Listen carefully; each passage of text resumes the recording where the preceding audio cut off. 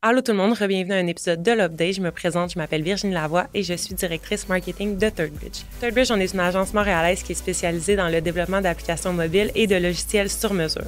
Pour nous, livrer du code de qualité, c'est vraiment la base. Là où est-ce qu'on réussit à aller se démarquer, c'est en créant des applications qui offrent une expérience utilisateur de qualité supérieure. Dans l'épisode d'aujourd'hui, je me suis entretenue avec François-Jérôme Gosselin, qui est président de Novatez, et William Giroux, qui est également président, mais de la compagnie Case.me. Novatez et Case.me ont déjà travaillé ensemble auparavant sur la stratégie e-commerce de Case.me. Et puis aujourd'hui, je leur ai posé quelques questions afin de démystifier tout ce qui est autour de l'univers du Black Friday. Je vous en dis pas plus, je vous laisse écouter l'épisode. Bon épisode!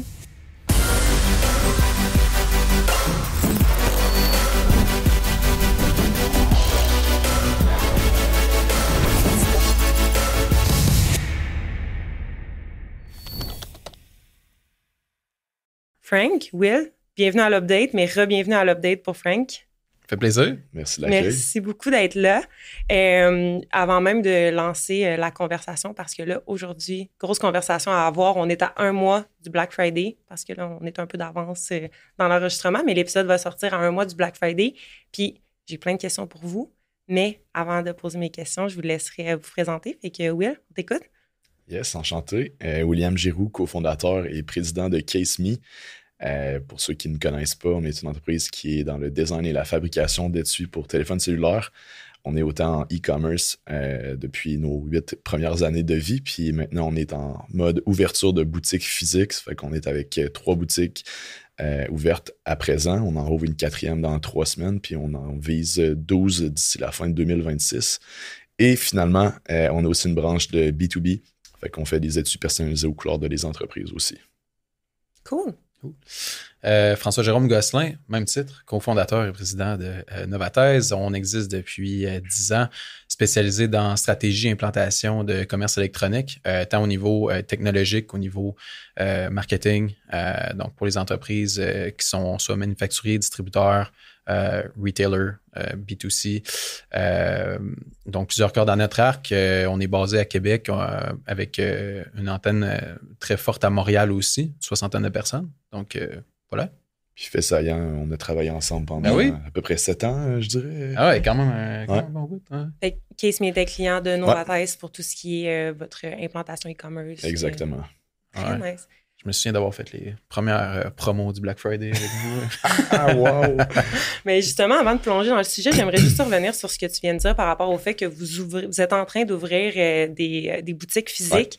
Ouais. Là, aujourd'hui, c'est sûr qu'on va parler un peu plus de e-commerce. Vous avez commencé en e-commerce, mais qu'est-ce que vous avez vu dans votre clientèle qui faisait en sorte que vous voyez la pertinence d'ouvrir des boutiques physiques?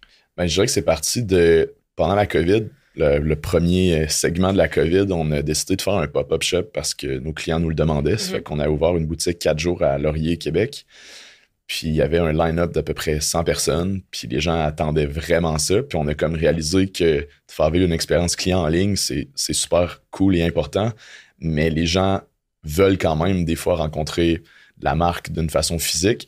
Fait que suite à ce pop-up-là, on en a fait un deuxième, juste pour dire le premier, c'était-tu genre exceptionnel, puis finalement non. Ça fait qu'on a décidé d'ouvrir une première boutique à Laurier.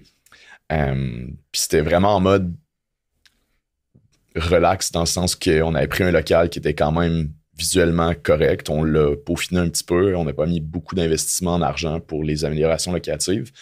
Puis rapidement, on a vu que à peu près 65% des clients qui achètent en magasin n'avaient jamais acheté Case.me auparavant. Fait que niveau diversification de sources d'acquisition de clients, c'est super bon. Puis avec tous les outils qu'on utilise, genre Data Studio, on est capable de venir mettre mettons les boutiques contre le web. Puis actuellement, les boutiques défoncent complètement le CPA du web, genre positivement. Là. Ça fait que ça nous coûte à peu près 2 à 3 fois moins cher d'acquérir un client en magasin que de le faire en ligne. Fait qu'on s'est dit, OK, on va laisser avec une deuxième, une troisième, et là, ainsi de suite. Là. Wow, OK, je suis vraiment impressionnée par ces chiffres-là. Puis en ce moment, mettons, là, on parle de l'acquisition, mais en termes de vos ventes, est-ce que la grosse majorité des ventes est quand même en ligne ou c'est majoritairement en magasin?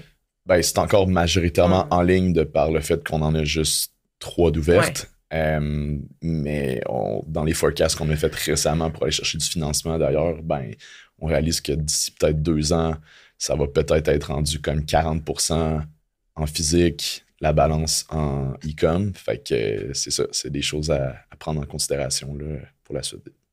Bien, c'est vraiment impressionnant. Puis justement, on avait reçu Damien Silès du CQCD dans un des épisodes, je me rappelle plus c'est quoi le numéro de l'épisode, mais il nous parlait justement d'à quel point les chiffres de vente, les ventes physiques, les ventes en magasin sont encore surprenamment vraiment élevés. Fait que ça vient un peu... Je pense surtout pour les marques qui ont réussi à bien s'adapter. Là, pendant des années, on entendait dire que le commerce de détail, c'était en décrépitude, puis que c'était comme un peu la fin du retail, puis finalement...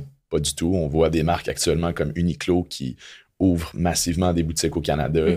Fait que je pense que si tu peux offrir une expérience client qui est cool, les gens vont encore magasiner. Puis c'est ça, nous, on a développé avec notre fournisseur un truc qui s'appelle une Case Me Nano Press. Fait qu'on a miniaturisé les fours qu'on utilise en Beauce pour produire nos étuis pour qu'on puisse s'autosuffire en magasin. Ça fait que chaque boutique Case Me, on a 2 à 3 fours.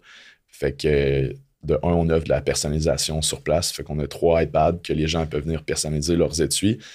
Puis on le produit en 10 minutes. Fait que tu peux continuer à aller magasiner, on t'envoie un texto, ou tu peux attendre puis regarder parce qu'on a mis une fenêtre que ça donne vers le studio Case Me qu'on appelle, qui est notre atelier de fabrication. Puis après ça, je te laisse le micro. Mais puis dans le fond, passionnant, continue. Il y a beaucoup de temps mort en retail. Ça fait que des moments qu'il n'y a pas de clients, tu fais quoi? Il n'y a pas grand-chose à faire. Ben là, c'est comme, OK, tu as du temps de libre. Ben, tu vas aller renflouer l'inventaire. Ça fait qu'on réussit à diminuer nos pertes d'inventaire. Puis,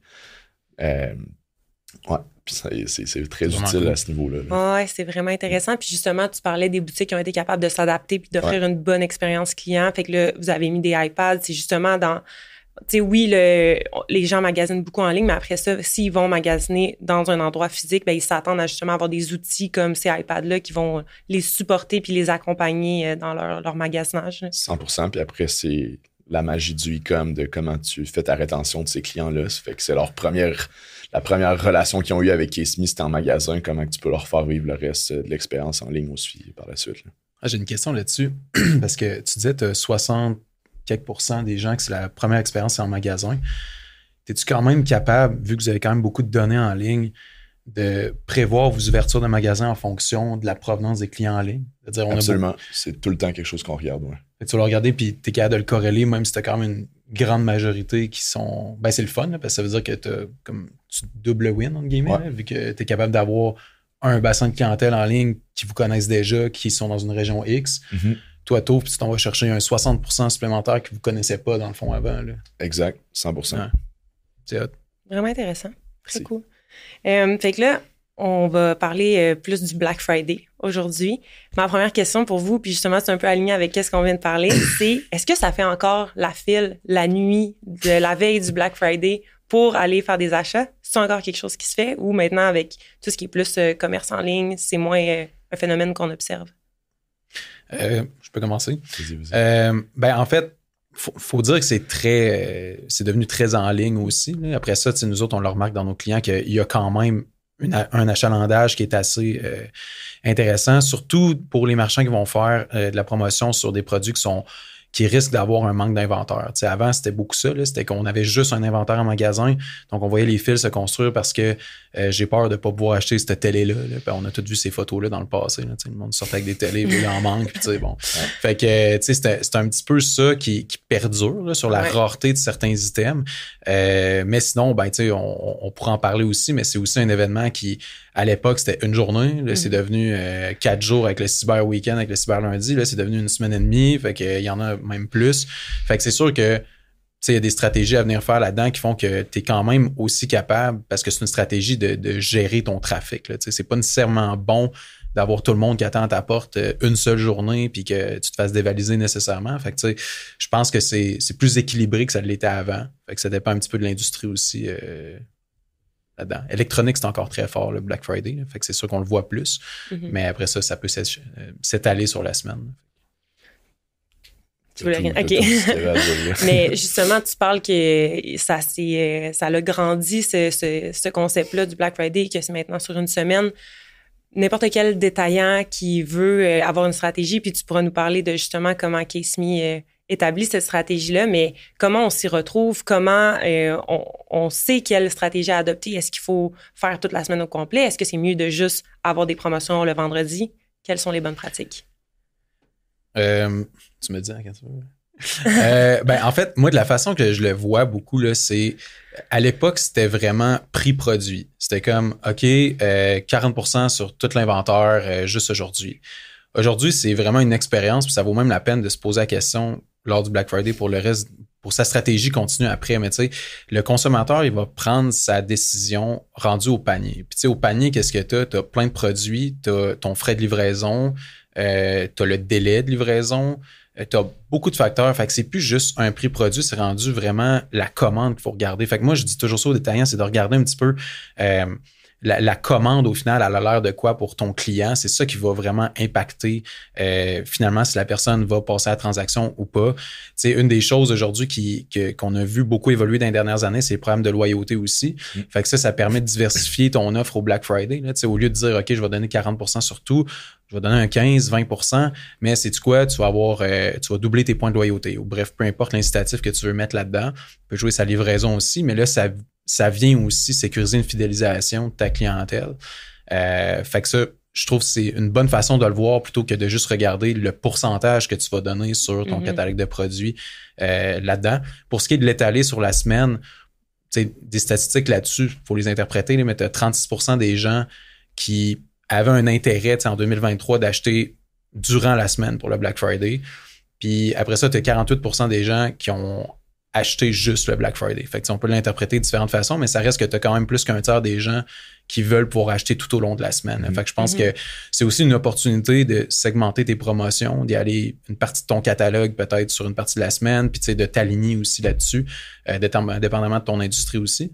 Mais ça permet quand même de jouer puis de faire des choses intéressantes, mais je pense qu'une affaire qui est importante, juste pour finir là-dessus, c'est faut préserver ses marges. Ça, c'est vraiment, vraiment, vraiment important parce que oui, on peut aller refidéliser des gens pis ça par après, mais il faut respecter ses marges pour s'assurer aussi qu'on a une stratégie qui se tienne puis qu'on est capable de faire quelque chose d'intéressant finalement. Là.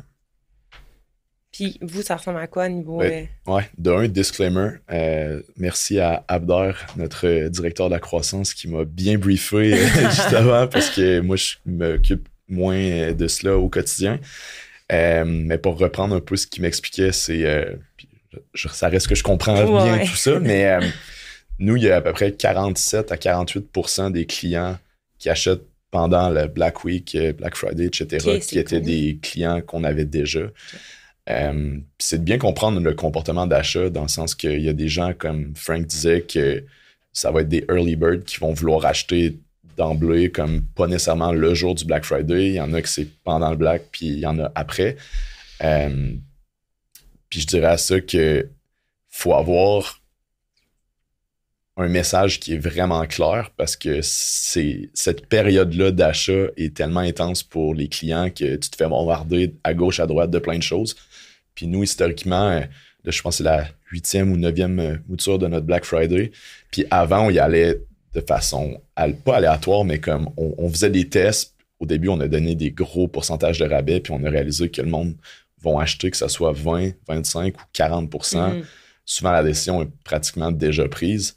Fait que c'est d'avoir un message qui est clair. Puis, te donner un exemple, avant, mettons 2021, 2022, on faisait comme, pendant la Black Week, c'était 20% de rabais. Le jour du Black Friday, 25. Après ça, on retombait à 20. Fait que ça, tu changes toutes tes communications dans tes emails, dans tes SMS, sur ton site web.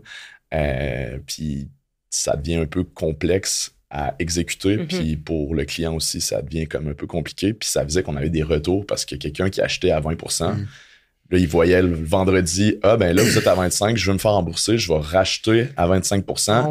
Fait que là, Pierre, nous qui est au service à la clientèle, était comme là, c'est pas drôle, là. C'est vraiment beaucoup de refund. Fait que on a décidé, nous, de mettre tout le temps la même offre, c'est jusqu'à 25% de rabais. Fait que si tu achètes un produit, tu as 20%. Si tu achètes 2 produits, plus tu as 25%. Puis comme ça, c'est tout le temps le cas. Puis il y a juste le Black Friday qu'on fait 25% surtout. OK. Le site au complet. Puis justement, tu dis, là, une journée, c'est 20, une autre journée, c'est 25. Il faut tout changer, les communications, que ce soit les textos, site web, whatever, ce que vous avez. Tu sais, nous, c'est sûr qu'on travaille un peu plus avec même les applications mobiles. Je me demande, justement, comment tu fais pour rester cohérent tout le temps, que ce soit dans un magasin physique, sur ton app mobile, sur ton site web. Est-ce que tu fais juste des promotions pour le web puis des promotions différentes en magasin? On utilise Figma qui nous aide vraiment pour l'équipe à pouvoir visualiser comme toute la stratégie at large. Fait que je dirais que nous, c'est vraiment similaire partout. Là. OK. Puis toi, qu'est-ce que tu recommandes? En fait, je résume un peu ce que Will vient de dire, mais je pense que la stratégie, c'est vraiment keep it simple, là, parce que il y a 12 000 outils qu'on peut utiliser, puis synchroniser, puis tu vas toujours ajouter un risque d'erreur là-dessus. Puis comme Will dit, il faut que ton messaging il reste simple pour ton client. Là. Si tu arrives en magasin puis tu retrouves pas ce que tu as vu sur une publicité en ligne par rapport à une promotion qui était juste sur le site web finalement ou dans une ville X, là, ça, tu viens briser l'expérience complètement. Là. Fait que je pense que on peut parler d'outils promotionnels longuement. Là. Après ça, il y a un autre, tout ce qui est inventaire, puis tout ça, c'est un autre dossier, mais pour tout ce qui est promotionnel, le mieux on garde ça simple, puis ça va bien aller généralement, parce qu'après ça, t'as pas nécessairement besoin de synchroniser et d'aller dans le complexe puis tout ça pour faire ça. Fait que est-ce qu'il y a un avantage à offrir des plus gros rabais en magasin pour justement attirer ces gens-là puis s'assurer potentiellement de faire une vente qui est plus sûre, si on veut, qu'en ligne? Ben, moi, je serais curieux de t'entendre là-dessus, mais c'est sûr que moi, une des choses que je prône beaucoup maintenant, puis que personnellement, j'aime l'expérience, c'est le pick-up in store, là, qui est mis beaucoup de l'avant en ligne. Fait que, tu sais, ça peut être, c'est pas nécessairement d'être découragé sur la livraison, là, parce qu'à un moment donné, on veut que le client puisse acheter puis ait sa bonne expérience, mais, tu sais, ça se peut là, que la livraison, dans certains cas, elle coûte plus cher pour le détaillant, puis on peut donner plusieurs options pendant, mettons, cette semaine-là, puis dire, bon, ben écoute, une livraison express, tu vas la payer quand même vraiment plus cher. Si tu es prêt à attendre un délai, ça va être moins cher ou peut-être gratuit. Puis sinon, ben pick-up in store la journée même ou le lendemain, puis c'est gratuit. Puis en général, tu vas avoir 40% des gens qui vont acheter quelque chose de plus quand ils vont arriver en magasin. Fait que pour ton taux de conversion que tu parlais, c'est quand même bon. Fait que c'est sûr que si on a l'occasion, puis on a des boutiques, puis on est capable de faire ça, ben c'est sûr que c'est quand même un bon incitatif là, aux commerçants de pouvoir offrir ça. Puis ça ne nous coûte rien de l'offrir finalement. Fait que... Puis vous, de votre côté, est-ce que vous faites des incitatifs à ce que les gens se déplacent en magasin ou, comme tu disais, ça reste vraiment standardisé? On visait la standardisation à ce niveau-là. Puis pour le pick-up in store, pour nous, c'est encore ongoing, là, je dirais. On n'a pas encore mis sur pied cette stratégie-là. Pourquoi? De par la complexité de genre nos étuis sont produits sur commande. Fait que actuellement, tout ce qui est des commandes web sont produits en Beauce à notre siège social. Puis pour les boutiques, c'est elles qui sont comme autonomes niveau production pour l'inventaire.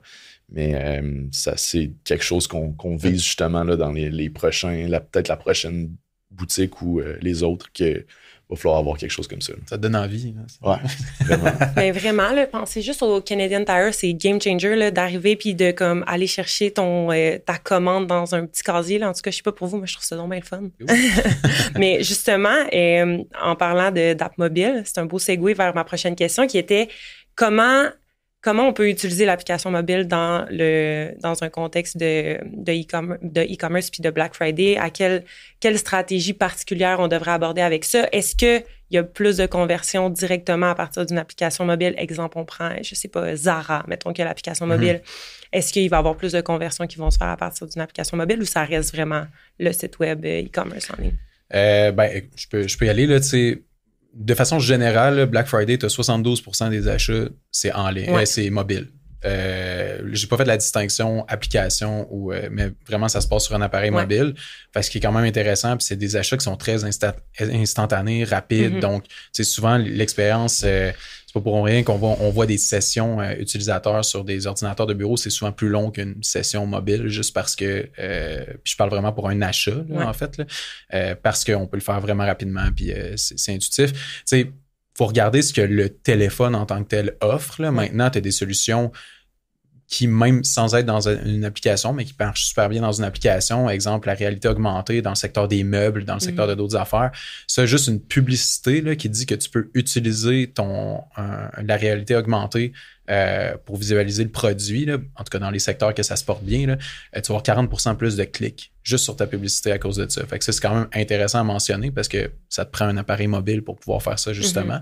Fait que ça, c'est le fun. Fait que c'est une des façons. Une autre façon qui est peut-être moins spécifiquement pour le Black Friday, dans le sens où c'est un petit peu plus long à implanter, là, mais tu sais, quand on parle de tout ce qui est commerce unifié et tout ça, je sais pas si tu avais déjà vécu l'expérience Ikea, là, d'aller faire ton panier, mais direct en magasin, mais tu sais, tu scannes tes items dans le magasin, tu fais ton panier, tu les as, puis quand tu arrives à la caisse, t'évites la longue file, tu as déjà ton espèce de code que tu peux passer au checkout, puis là, tu payes, puis tu sais, tu as ton panier qui est déjà tout fait.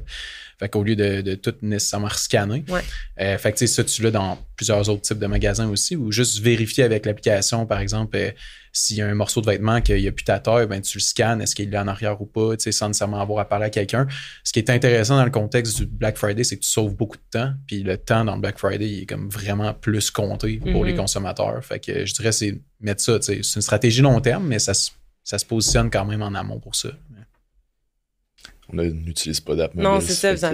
Mais je serais curieux en e-com voir les entreprises qui ont une application, genre c'est quoi le pourcentage d'achats qui sont faits sur l'app versus sur le site.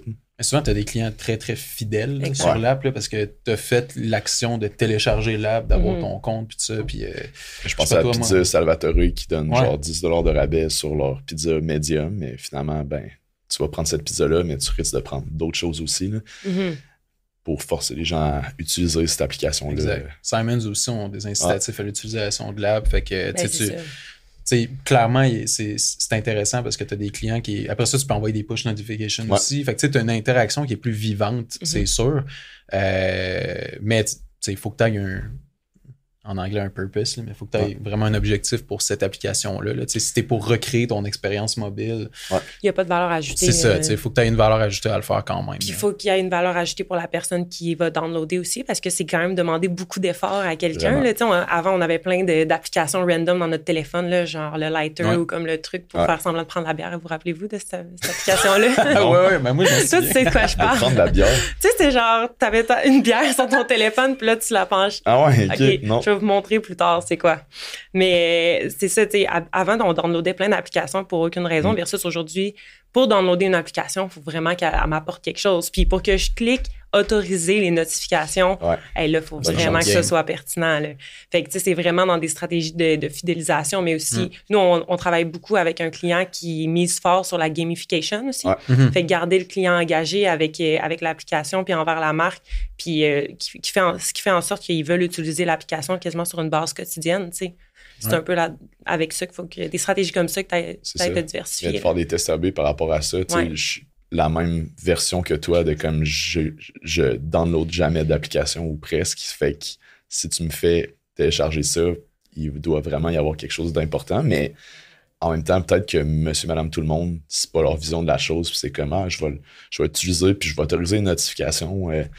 Ça à voir. Ouais, c'est sûr que oui. Mais en faites-vous pour des commerces en ligne? Les apps? On a un retailer avec qui on travaille qui a une portion de commerce en ligne, mais tu sais, c'est vraiment pas le core de leur business. Okay. Fait que, tu sais, on l'a intégré, mais c'est pas ça qu'ils font. Mais nous, justement, c'est vraiment à titre d'outil de fidélisation, puis d'engager puis de créer une communauté, en fait. Là. Il y a c'est une application de couponing, là, majoritairement. Puis ça a fait en sorte qu'il y a même des communautés Facebook qui se sont créées. Genre, les gens sont sur des groupes Facebook, puis ils s'envoient les coupons, ils se parlent des nouveaux jeux qui sont disponibles, les nouveaux rabais. Fait que c'est ça. Ben c'est ça, les gens deviennent comme passionnés. Fait qu'il y a vraiment eu une belle observation à ce niveau-là. Je veux passer un peu plus au niveau... on a parlé d'acquisition avec le Black Friday. Il y a beaucoup de gens qui vont découvrir... Ben là, toi, tu disais c'est presque 50% des gens qui vont purchase pendant le Black Friday qui sont déjà des consommateurs de Case Me. Mais l'autre partie qui sont des nouveaux clients... Comment on fait pour les garder? Là, on a fait un gros push d'acquisition. Qu'est-ce qu'on fait pour les fidéliser, ces gens-là? Nous, on prépare notre Black Friday à partir du mois de mai, mois de juin pour faire l'acquisition de ces clients-là. Mais une fois que c'est fait, Programme de référencement, définitivement. Programme avec les points aussi. Puis après, c'est de bien structurer tes communications avec eux, de leur poser des questions post-purchase, puis bref, d'apprendre à les connaître pour pouvoir leur pousser du contenu qui est à valeur ajoutée pour eux. Là. C'est quoi votre programme de fidélisation? Tu dis les points. On l'a changé récemment, puis c'est une méchante bonne question. Je sais pas sur quoi que le choix a été arrêté. Il a fallu que Abdar soit là ou mon partenaire Gab, mais ouais, je pourrais pas te dire, mais je pourrais te redire cela. OK, c'est bon. Mais. Ouais. On les avait essayés, eux. Ouais, OK. Puis c'est plus ça. C'est plus ça. OK, ouais. Je serais curieux. Moi aussi, je suis curieux, là, tout d'un coup. Puis toi, qu'est-ce que tu aurais à dire à ce sujet-là? Qu'est-ce que vous observez chez Novathèse? Je dirais quasiment par l'inverse, là, dire un petit peu, mettons, des fois, l'erreur qu'on va voir, ou peu importe, là, c'est de passer énormément de temps à la mais tu sais, vois-tu, vous autres, c'est comme l'idéal. Là, tu passes énormément de temps à penser à ta promotion, mais tu sais, ça, il faut que ce soit vraiment quick. Là, après ça, toute la job est d'en garder le monde. Fait que tes communications, garder le monde engagé, post-purchase, comme tu parles. On parlait des problèmes de loyauté tantôt. Là, si tu fais accumuler des points à quelqu'un qui va souscrire à ton programme de loyauté, ben après ça, dépendamment de tes termes de programme de loyauté, t'en as que les points expirent, t'en as que non, mais dans tous les cas, la personne elle va vouloir venir les dépenser à un moment donné si elle atteint un certain stade. Fait que tout ça, ça sert à quand même garder les gens qui peuvent être là. Puis dans tout ça, on en parlait tantôt un peu, mais s'assurer que ce soit faisable en ligne et en boutique aussi. C'est quand même frustrant si tu as quelque chose qui fonctionne en ligne, mais là, tu veux te déplacer en boutique puis tu es prêt à le prendre. Fait que là, c'est un autre enjeu aussi. On a vu des fois des détaillants qui donnaient des cartes cadeaux, mais ils ne pouvaient pas fonctionner tout de suite dans la semaine du Black Friday. Fait qu'il faudrait que tu reviennes à un moment donné. Ça marche pas. Là. Ça marche? Je sais pas. Me semble que légalement parlant, là, je sais pas si aussi c'est. En fait, c'était posté. OK. Fait que, Maudine. Les délais de Post c'était Canada. posté. Ouais. Puis, fait que tu sais, c'est ça, les délais de Post Canada. Mais écoute, faudrait qu'on fasse un sujet. Je sais pas si c'est une pratique. Moi aussi, tu sais, je pense pas que le client non plus va trouver son compte nécessairement dans tout ça. Mais je pense que le problème de loyauté en 2024, là, tu sais, sont beaucoup mis de l'avant. Les gens sont beaucoup plus prêts à y souscrire parce que il y a un mouvement dans les dernières années, on l'a vu avec les épiceries. Là, tu regardes les IGA, les métros, tout le monde sont allés refaire leur programme de loyauté. Aussi beaucoup pour pallier à la montée des prix puis essayer de s'assurer que les clients restent contents même s'ils augmentent énormément les prix ou que ça a été fait dans les épiceries. Fait que là, tu t'en vas rechercher un petit peu en fidélisant ton client. Il y a toujours des statistiques incroyables qu'il faut regarder pour chaque entreprise. Là, mais je pense que c'était Bain qui disait ça, là, que je pense pour 5% de fidélisation, tu doubles ta profitabilité, là, par exemple. Après ça, il faudrait peut-être diver là-dedans. Il y a sûrement une couple de chiffres à aller chercher. Mais tu sais, je pense que ça, c'est comme une clé pour... Déjà, si c'est pas pensé dans les organisations, là, déjà, s'implanter un bon programme de loyauté, s'assurer qu'il touche chaque aspect de l'entreprise, donner aussi des incitatifs avec ça. Si t'es loyal, puis t'as un certain stade, puis tu dépenses X par année chez nous, je peux te l'offrir tout le temps, la livraison gratuite, par exemple. Fait que c'est pas juste des points puis des dollars, là, ça peut être sur d'autres affaires. Je pense dans le meuble, ils vont donner des services de design intérieur, par exemple, des choses comme ça. Fait que je pense que Sephora le fait très bien là, depuis plusieurs années. Là, fait que je sais pas s'il y a des membres rouges ici. Là. De Sephora? Oui, c'est ça. Non, OK. OK, cool. Puis, si on reste encore une fois un peu plus pour revenir au Black Friday, nous, c'est sûr qu'on est plus en développement, mais encore une fois, les clients avec qui on travaille, c'est pas nécessairement des gens qui font des grosses promotions pendant le Black Friday, mais j'étais quand même curieuse de savoir, d'un point de vue technique, comment on peut se préparer au Black Friday, comment on peut préparer son équipe de développement à justement la masse de trafic qui peut arriver pendant le Black Friday, que ce soit sur l'application ou sur le web. Là. Considérant que nous, on est avec Shopify, puis tu sais, Klaviyo, puis bref, des gros softwares qui nous permettent de laisser ça dans leur cours, la peur de comme ton site va-tu crasher ou non. Nous, ce qu'on va faire, par exemple, c'est la semaine prochaine, on prend toute l'équipe mardi, puis on va se faire un genre de 2 heures qu'on va screener tout le site web pour voir tous les petits bugs. Puis on fait une belle liste après à notre dev PO pour qu'il puisse peaufiner le tout. On le salue. Ouais, salut PO. Puis je dirais, en tant que tel, à part ça, il n'y a pas de bug. Nous, sinon, niveau préparation, c'est d'avoir les employés nécessaires pour pouvoir produire ces commandes-là. Fait que nous, une des raisons pourquoi on agrandit la période que les gens peuvent acheter, c'est que sinon, on a un pic de production. Fait que nous, une fois que le client il a commandé, ben il faut la produire, sa commande, puis il faut l'expédier. Fait que ça nous faisait un énorme goulot d'étranglement pour le Black Friday et tout. Fait que nous, ça nous permet de venir un peu plus stabiliser la production puis d'embaucher les gens en conséquence de ça. Ça fait qu'on a des corps de travail de jour, de soir, de fin de semaine, puis ça nous permet de mieux étaler la production après ça. Là. Juste pour cette période-là? Ben, mettons une semaine et demie avant le Black Friday, jusqu'à fin décembre pratiquement. Ça fait qu'on va chercher plusieurs nouveaux employés à ce moment-là pour nous aider parce que c'est la folie furieuse. C'est votre plus grosse période? Définitivement. Okay. Ouais. Cool. C'est le fun de l'entendre de cet angle-là. Là. Moi, je suis au niveau plus technologique. Là, Will t'a donné une partie de solution au début, mais je pense que d'avoir des outils cloud comme ça, que tu n'as pas à t'en faire avec ton hébergeur, que tu ne sais pas trop si c'est mis, si c'est pallié pour ça. Mais ça reste qu'il y a quand même encore plusieurs entreprises qui sont sur des technologies qui hébergent ou personnalisées ou peu importe, comme Magento par exemple, puis d'autres. Donc, dans ces cas-là, c'est d'avoir une stratégie en anglais de code freeze ou de gel de code, c'est ça qu'on avait dit? Oui, c'est ça que Pascal m'avait dit. De gel de code, c'est parfait. Moi, je recommanderais, mettons, minimum une semaine avant. Après ça, tu peux toujours faire des tweaks visuels très légers pour t'assurer, si tu vois des choses, quand même, de ne pas laisser quelque chose qui est dérangeant. Ouais. Mais pas déployer rien, mettons, dans la dernière semaine serait quand même important.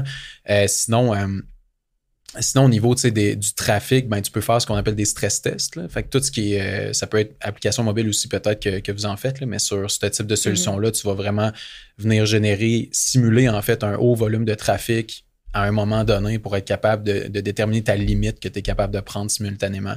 Fait que sur certaines plateformes, c'est important de le faire.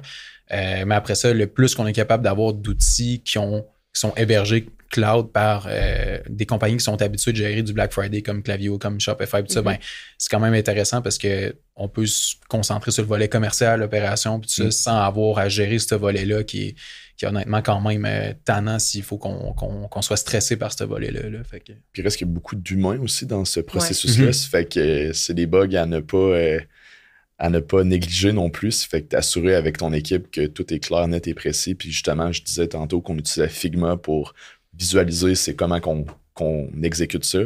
Fait que, les gens qui soient préparés mentalement, comme pas le temps de niaiser sur quoi que ce soit. Là. Fait que c'est pour ça que nous, le Black Friday est décidé d'avance, puis là, comme ça s'en vient dans un mois, puis on est déjà prêt pas mal, mettons. Là. Autant niveau visuel que niveau technique, qu'est-ce qu'on voulait faire comme ajout sur le site web, etc. Peut-être une affaire aussi, ça me faisait penser à ça, mais les promotions qu'on parlait tantôt, là, de rester dans le cadre de ce que notre outil offre, là, ça, c'est toujours, en tout cas, je trouve une bonne pratique, là, parce qu'il arrive souvent, on est très créatif dans les promotions qu'on va vouloir faire, là, puis on va en faire en escalier sur 12 catégories, puis là, tu es obligé de venir programmer des choses de façon personnalisée sur la plateforme. Puis ce qui arrive, c'est que tu vas toujours avoir des cas aberrants que tu n'auras pas vus dans tes tests. Puis ça va arriver pendant le Black Friday, c'est sûr et certain. Puis là, tu vas dire, tabarouette, il faut qu'on push quelque chose rapidement pour... Donc, le plus que tu es capable de rester dans ce qui est offert nativement, le mieux c'est. Après ça, c'est sûr que quand on vient travailler avec un programme de loyauté, avec ci pis ça, bon, des fois, il y a certaines choses qu'on n'a pas le choix de faire, mais de le garder le plus simple possible, ça va t'éviter d'avoir à composer avec des cas des fois un petit peu plus tannants, où tu n'aurais pas vu quelqu'un peut combiner 3-4 offres parce que là, tu as 3-4 systèmes qui se parlent pas trop. Fait que c'est le genre de choses que tu veux éviter le plus possible avant, mettons. Là. Parfait. Merci. Puis tantôt, tu parlais de justement la logistique, comment vous vous préparez chez CaseMe, mais je me demandais, est-ce que, mettons, Frank, puis tu pourrais aussi nous donner un exemple, mais est-ce que vous avez des exemples d'histoires, d'horreur, de fail en logistique pendant le Black Friday? Fail en logistique, précisément, je pense que tu pourrais peut-être plus m'en donner, là, mais de notre côté, tu sais, c'est plus technologique, là, de moins se préparer, justement, comme on disait tantôt, ou, tu sais, je reviens à ça, en tout cas, se concentrer sur la promotion, puis là, ben, tout le monde a acheté, t'es out of stock. Tu sais, la stratégie d'inventaire est super importante, là, parce que ça, c'est une autre chose. Il faut que tu comprennes tes délais de production. Là. Je pense que Case Me, c'est le fun parce qu'ils sont verticalisés là-dedans, c'est vraiment cool, mais tu as des détaillants qui, après ça, si t'as pas prévu ta période du temps des fêtes non plus, puis là, t'as écoulé une grosse partie de ton stock, qu'est-ce que tu fais? Fait que je pense que c'est vraiment de bien planifier ça en amont puis de s'assurer que t'en manqueras pas, que bref, tu vois un petit peu plus long terme que cette semaine-là. Là, mais, parce que nous, 5% des clients qui achètent au Black Friday vont racheter au mois de décembre aussi. OK. Fait que sur le volume du mois de novembre, c'est quand même beaucoup, 5%. Fait que comme Frank dit, faut que tu sois préparé en conséquence, mais malgré le fait qu'on est verticalisé au niveau production, ça reste qu'on a un fournisseur de matières premières, puis ça vient de l'Europe. Puis je pense que c'était pendant la COVID qu'il y avait la folie que les bateaux, tout arrivait pas à temps. Je pense qu'on a reçu notre commande du Black Friday genre 3 jours avant. Ah, c'est pas paniquant du tout, c'est parfait. Capotait. C'était vraiment... c'était vraiment stressant. Finalement, tout s'est bien passé, mais je dirais que nous... des échecs majeurs de Black Friday. Il n'y en a pas tant eu. Ben, je l'en ai compté un tantôt qu'on switchait tout le temps de rabais. Ben, ça faisait que ça créait des clients mécontents. Puis c'est gossant pour nos employés aussi de devoir gérer tout ça. Mais sinon, il n'y a pas de trucs en particulier qui se sont passés. Mais ça, j'en reviens pas. Par contre, mettons, là, tu nommais peut-être que le rabais était plus significatif, là, mais mettons 20% versus 25%, je peux pas croire que les gens se donnent... Ah ouais, ça arrive. Les gens se donnent le trouble de demander un refund pour payer 25%, pour avoir 25% de rabais. Comparativement à 20. Ou ils viennent te voir, puis ils font juste dire, ben je l'ai acheté hier, puis là, tu le donnes à 25, donne-moi le 5% de plus. Là. Mais tu sais, les gens, ils le veulent. Là. Ils sont là pour le rabais, hein, fait que... Faut pas négliger ça, là. Les gens, ils sont vraiment... Ils peuvent sticker, puis à la limite, ils vont dire, ben OK, j'achèterai pas ton produit, je vais aller ailleurs, puis c'est terminé, là. OK. Fait que ça fait depuis le mois de juin que tu leur envoies de la pub, puis que t'attends que c'était soit cette journée-là qui convertisse, puis que finalement, tu l'échappes, c'est plate. Non, vraiment, vraiment. Fait que en fait, la morale de cette histoire, c'est d'envoyer des rabais par la poste. Exactement. Voilà. Les rabais postaux. Les commerces en ligne qui envoient juste des rabais postaux. J'avais une dernière question avant qu'on passe au segment dans le chapeau, dans la casquette, dans ce cas-ci. Mais je me demandais, là, les deux, autant Novatez que Case Me, vous êtes des entreprises qui avaient des certifications B Corp, right? Je me demandais, dans justement cet univers-là du Black Friday qui est about la consommation de masse. J'ai de la misère à parler aujourd'hui, c'est pas facile, j'ai trop pris de café. Mais qu'est-ce que vous conseillez à vos clients ou qu'est-ce que vous faites pour rester aligné justement à toutes les valeurs un peu plus éthiques de B Corp ou même que ce soit plus dans les pratiques de logistique ou whatever? Je commence? Ouais. Quand on a commencé à penser à la certification B Corp, c'était il y a plusieurs années. Puis on se disait, on se sentait un peu imposteur de dire on va se certifier B Corp. On est une entreprise qui produit des étuis de téléphone en plastique. C'est du polycarbonate qui est 100% recyclable. Mais à un point, je m'étais fait dire par la fondatrice de Prana, de comme, William, si c'est pas ton produit qui est certifié puis que tu sais qu'il est fait de façon éthique puis que ta chaîne d'approvisionnement a été modifiée en fonction de réduire ton impact sur l'environnement et tout, elle dit les gens vont quand même acheter un case s'ils en ont besoin d'un. Ça fait que t'es mieux d'être l'option intelligente pour ces clients-là. Fait que nous, c'est plus de dire, cette journée-là, c'est clair que c'est basé sur la consommation à un niveau extrême. Ceci étant dit, souvent, nous, nos clients, ils attendent cette période-là pour acheter leur étui qu'ils vont avoir pendant 1 an, 1 an et demi, 2 ans. Fait que je pense qu'après, c'est peu importe le moment de l'année, nous, on change pas notre façon de faire nos affaires, dans le sens que on travaille avec beaucoup d'organismes pour l'aspect impact social, mais d'un point de vue environnemental, nous, on verse 3% de nos profits nets annuels pour des causes environnementales. Fait que comme cette journée-là, on va pas pousser le fait qu'on donne ou qu'on plante des arbres ou des trucs comme ça. On veut pas faire du greenwashing par rapport à ça. Mais je pense qu'après, c'est de dire, ben, c'est la journée de l'année que ça fait des fois un gros pourcent de notre chiffre d'affaires. Ça fait que c'est ça. Puis, notre packaging a été modifié de façon à ce que ça soit moins dommageable. Puis bref, il y a plein de choses que je pourrais t'expliquer, mais overall, nous, c'est sûr que c'est comme contre-intuitif des fois de penser à ça. Là.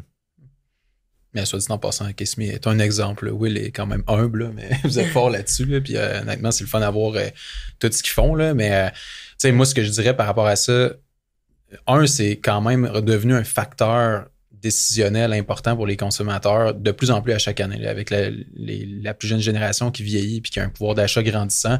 Je pense que l'année passée, c'était 27% là, des gens qui étaient dans leurs critères d'achat. Ça 27%, c'est beaucoup quand tu regardes ça. Puis probablement justement parce que la génération qui est plus conscientisée à ça. Moi, de la façon que je le vois, comme tu dis, on n'échappe pas à quand même la quantité qui est commandée pendant ces périodes-là. Il faut être juste consciencieux de ce qu'on fait comme promotion, de nos agissements pendant le Black Friday.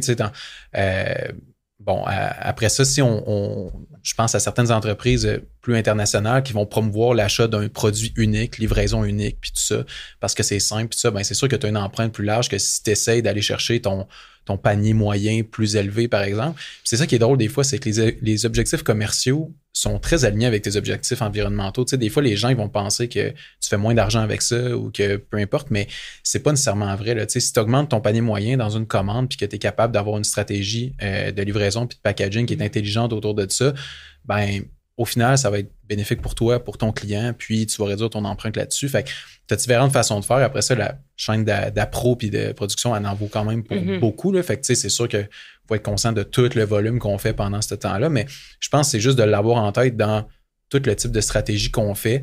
Je sais que Allbirds, pendant je pense qu'ils font maintenant tout le temps, là, mais ils vont marquer le carbon footprint sur chaque produit là, au niveau de la consommation. Puis je pense que tu peux le voir par commande maintenant aussi. Fait qu'au Black Friday, il est quand même mis de l'avant. Ils vont montrer aussi un peu, ils vont faire des initiatives comme vous faites vous aussi. Je pense qu'ils vont montrer l'impact d'une commande, par exemple, puis comment qu'ils le compensent. Fait que il y a un niveau de transparence que tu peux communiquer à ta clientèle aussi sur ce que tu fais par rapport à ça. Mais c'est ça, c'est surtout de faire des choix consciencieux tout au long de la stratégie là-dedans. Là.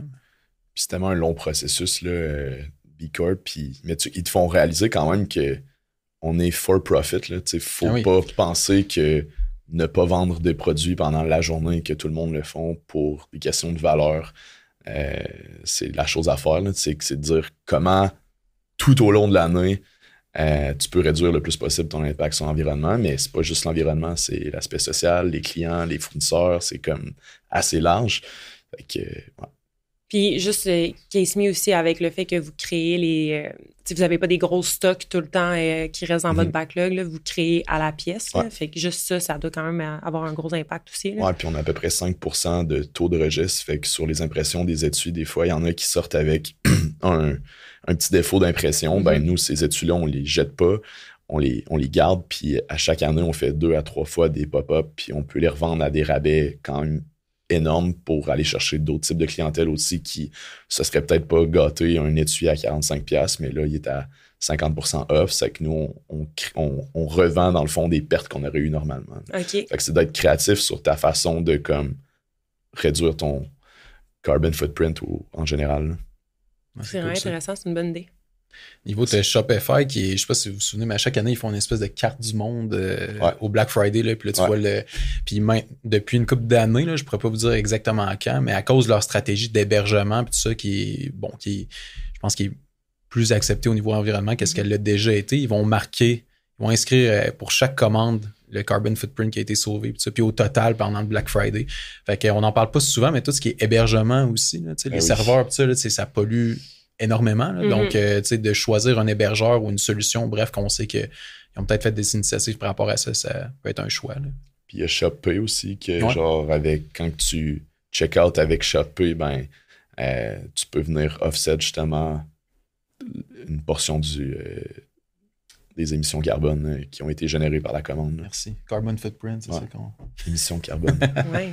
Je réalise à quel point qu'on travaille en anglais. Hein, c'est que, un anglicisme n'attend pas l'autre. Ouais. On passe au dernier segment du podcast, qui est le segment dans le chapeau. Est-ce qu'il y avait eu le segment dans le chapeau quand tu étais venu la première fois? Je pense pas. OK, c'est ton premier segment dans le chapeau. Puis là, je me suis excusée au début parce qu'il y a plein de poils de chien sur les casquettes encore du roi. Je suis désolée. C'est Lexi et Ben, c'est pas de ma faute. Fait que je vous fais piger une question, puis vous y répondez. OK, je pensais qu'il fallait que je porte le chapeau. Tu peux le porter. Je pense que ça va bien t'aller. Hein? Ouais, une autre fois. Tes cheveux sont bien coiffés. Fait Merci. Moi, c'est quelle est l'application la plus utilisée dans ton téléphone? Puis t'as pas le droit de répondre Google, genre. Non. Spotify. J'écoute de la musique, des podcasts. Quelle musique? J'écoute autant de la musique classique que du death metal, que du rap, que de la musique électronique. Ces temps-ci, je suis très dans la musique électro. Je suis allé au dernier pique-nique la semaine passée à Montréal, voir Adam Port. Fait que, ouais, j'aime bien la musique. Ça fait que j'ai de la musique ou un podcast dans mes oreilles assez régulièrement, dont le vôtre. C'est vrai? Que, ouais, Spotify, j'adore. T'es-tu le genre de personne qui va repartager ton recap Spotify dans ta story Instagram? Non, pas du tout. OK. Mais le nouveau feature qu'ils ont sorti, qui est la Daylist, je sais pas si vous avez vu ça. Non. C'est comme, je te montrerai après, là, mais il y a un bouton que tu cliques Daylist, puis ça te crée une liste d'écoutes de musique en fonction de ton mood de la journée. Ah! Fait que des fois, c'est genre mercredi matin jazz. Puis je suis comme, OK, I guess que j'écoute souvent du jazz, genre le mercredi matin, des fois en travaillant. Puis ça vient vraiment s'adapter selon l'heure de la journée. Ça fait que ceux qui m'écoutent, vous irez voir ça dans votre téléphone. Daylist, ouais. C'est vraiment cool.